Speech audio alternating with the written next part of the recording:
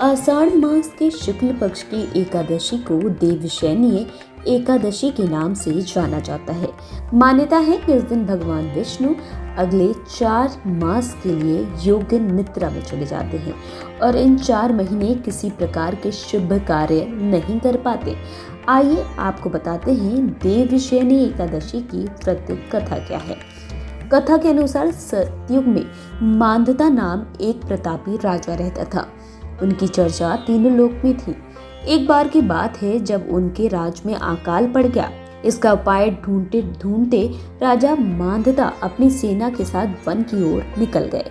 One में भटकते हुए वो अंगिरा ऋषि के आश्रम जा पहुंचे। उन्होंने ऋषि से अपनी समस्या के बारे में बताया। राजा ने कहा, हे ऋषिवर, मैं किसी प्रकार के पाप कर्म में संलिप्त नहीं हूँ। प्रजा की हमेशा भलाई का कार्य करता हूँ।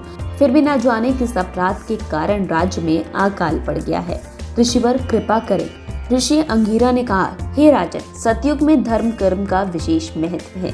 अगर आप अधर्मी हो जाते हैं या अनजाने में कोई पाप कर्म कर देते हैं तो आपको इस पाप कर्म दंड जरूर मिलेगा, या फिर किसी प्रजनन के द्वारा को पाप कर्म में किया जा रहा हो जिसका दंड सबको भुगतना पड़ता है।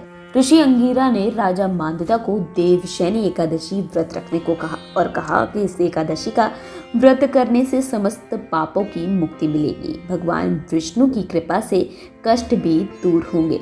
ऋषि अंगिरा के वचन अनुसार राजा मांधाता ने व्रत रखा और फलस्वरूप उनके राज्य में बारिश हुई और प्रजा को अकाल से मुक्ति मिल गई।